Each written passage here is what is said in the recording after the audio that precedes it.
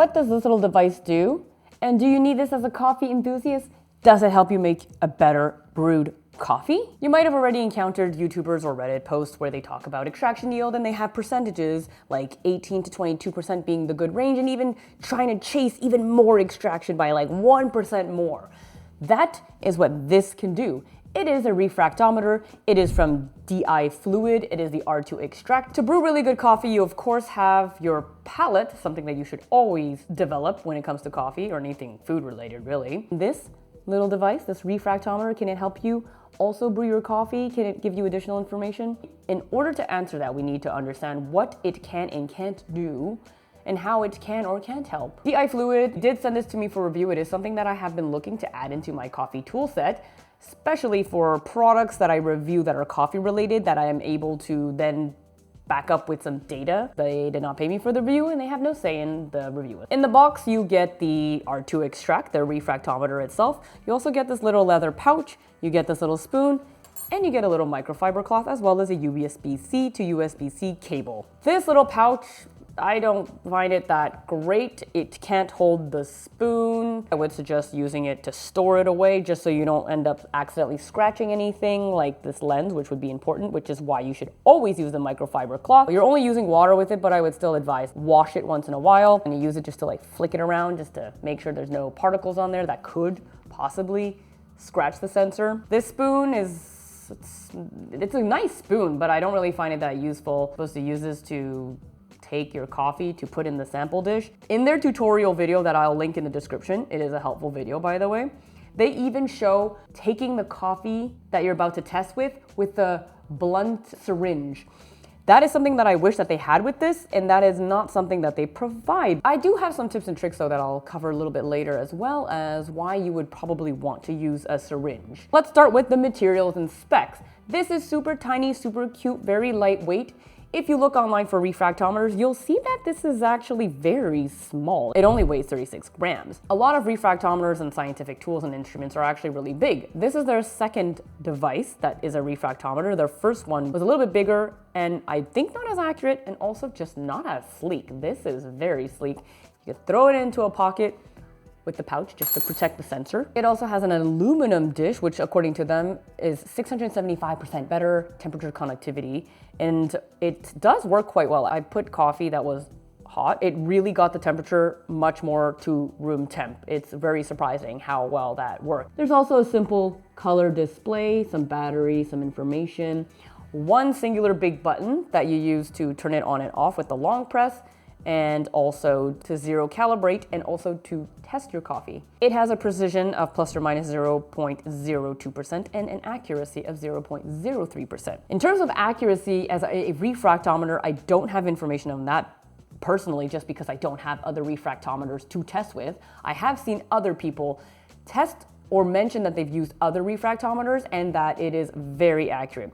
But I do have some tips on how to get more accurate readings that we'll cover a bit later. Now, in terms of price, this isn't super cheap. It's a couple $100, but it is cheap for what it is. It is cheap compared to other reputable, good refractometers. I'm sure you can find cheaper ones. I'm just not sure about their quality and their accuracy. Not a budget item, but it's also not a must-have in my personal opinion in your coffee tool set. It's a nice to have. Check the description for the link with the latest prices as well as the latest discount codes. Any updated information I will put will be in the description. And also, you can save 10% buying through my discount code and the affiliate link. It costs you nothing, but it does give me a little kickback, so it's a very easy way to support the channel, and you get to save a little bit of money. Who is the R2 Extract targeted for? It would be coffee enthusiasts, data nerds, coffee nerds, even professionals, perhaps even coffee shops that want to make sure that their coffee is well dialed in and well extracted with data. To understand how this can help you with coffee, we first need to understand what a refractometer is. So this is a refractometer. It takes the refractive index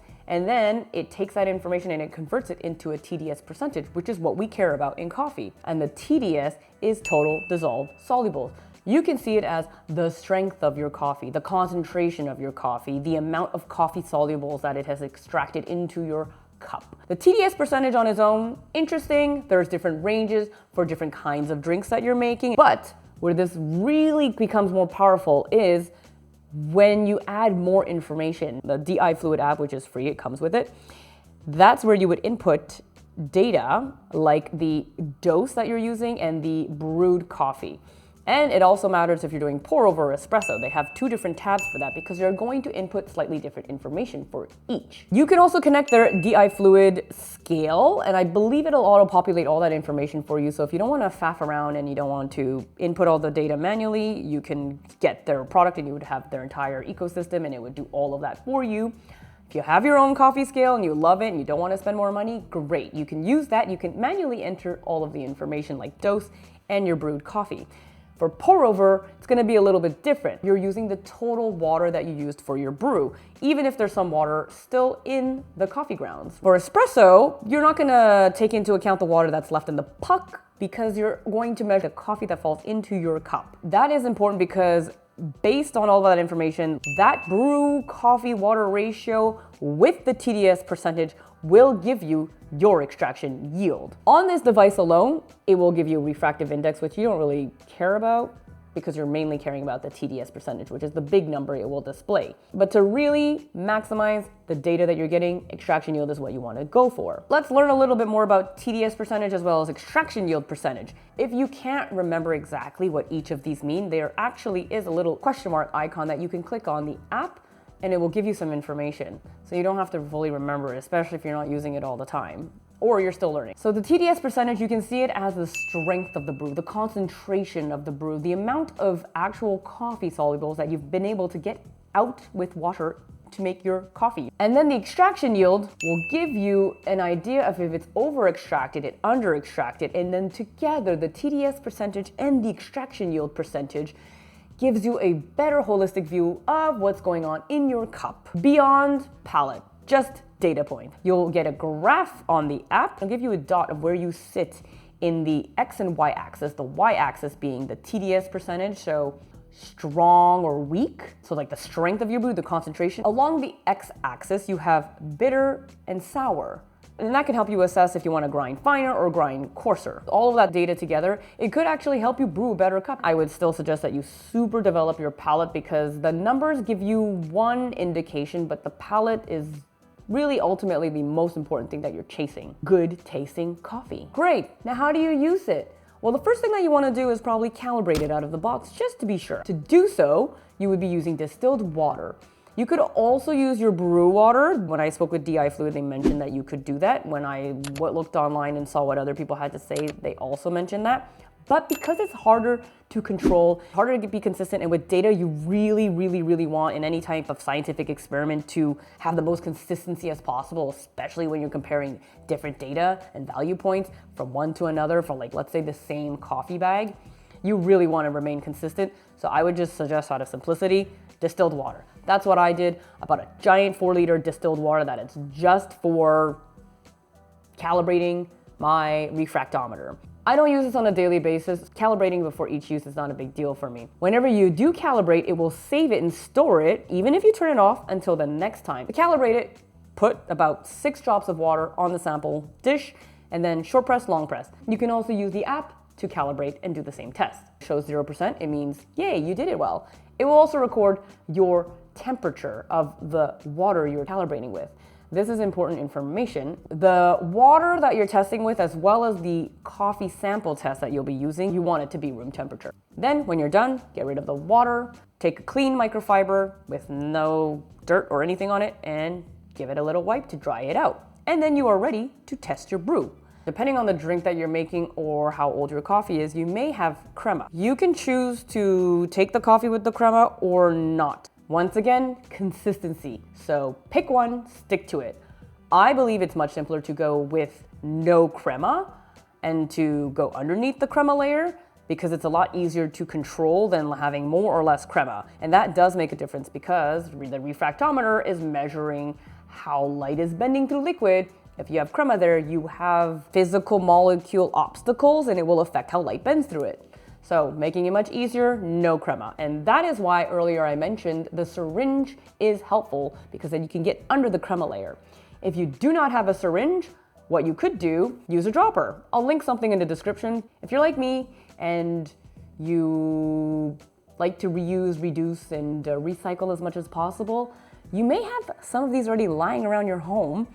I finally have uses for this. So I have one for distilled water, and I'm planning to eventually get one that I could use the dropper to basically go underneath my crema layer to get the coffee test sample and really not cross-contaminate. Right now I'm kind of cross-contaminating and cleaning it as best as I can, but ideally I would have 2 separate droppers. This is also a really great tip to have this, because now this is my bottle for distilled water, which means that when I want to calibrate and zero my refractometer, it is so easy to do because I have everything right here. It takes 2 seconds. Adds, I think, about 5 to 10 seconds to your whole process. It's really, really not long, and it's not complicated to remember either. But you would take about 6 drops. You want to make sure it's cooled. I saw another YouTuber mention that they do a whole spoon to spoon transfer. You can do that. I just wait about a minute to let it cool and then put it on the sample dish and then test it. When you test it, it will tell you the temperature of your coffee that you're testing. It is very, very, very important for the temperature that you calibrate it at and the temperature of your test coffee sample to be the same or very close to each other. The closer they are to each other, the more stable and accurate the results you're going to get. Try to make those 2 temperatures match. In the DiFluid app, after you click brew, there's 3 little dots, and that's how you can go into the settings to change different toggles. There's a couple of toggles I would suggest that you change and that I have done.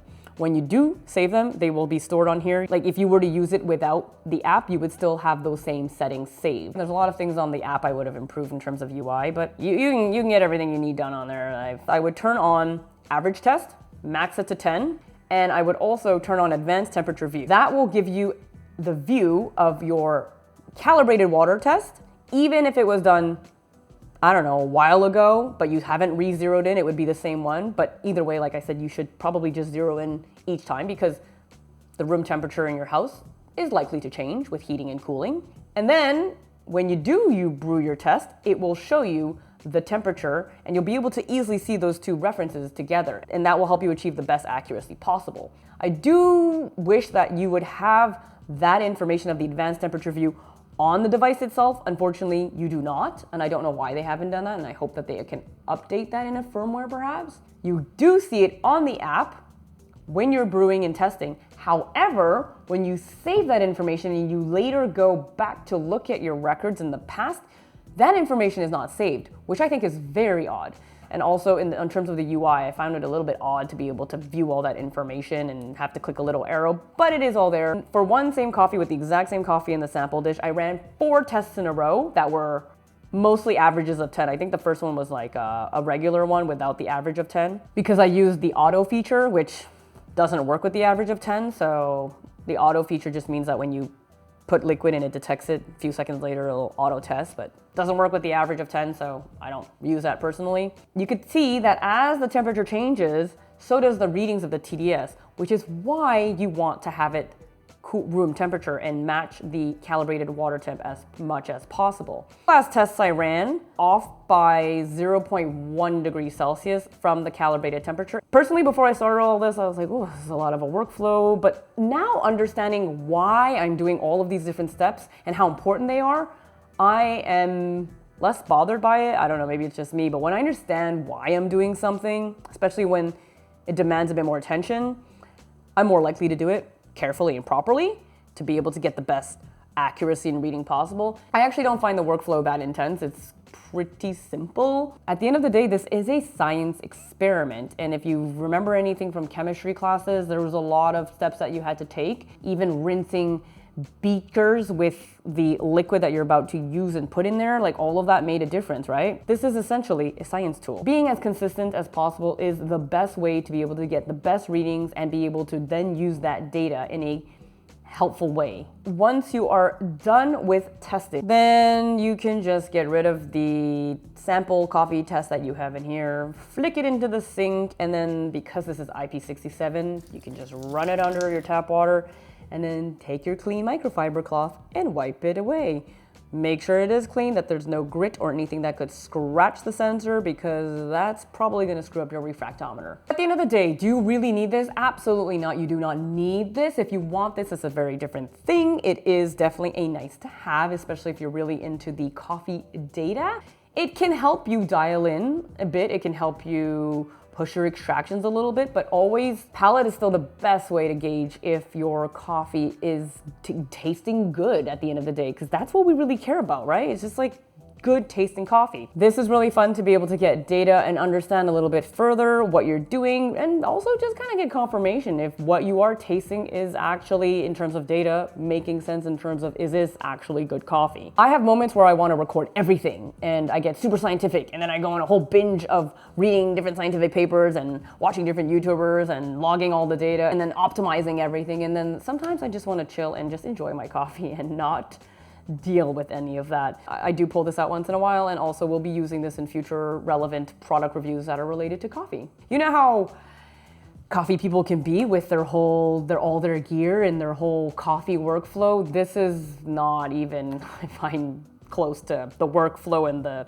intensity that I take my espresso with. This is like pretty simple, bare bones once you understand everything. It is a helpful tool, not essential in my opinion, but I would love to hear what you have to say in the comments below. If you use this, if you have experience with this, or if you find this interesting or relevant for your coffee flow and your coffee experience. If you want to learn more about a coffee scale that is Bluetooth from another brand called Buku, you can check that review right here. You can actually pair the Buku coffee scale and the R2 Extract together on a free app called Bean Conqueror, and you can input all that data. It doesn't work for the average of 10. It'll only record the first one, and then you have to manually change it. But if everything is stabilized anyway in your temperature, shouldn't really have to be updating that information, because it's generally going to be the same on your average of 10. If you want to learn more about the whole science of espresso and understanding coffee solubles and all of that fun stuff, you can check out this video right here. And I'll see you in the next video. Bye!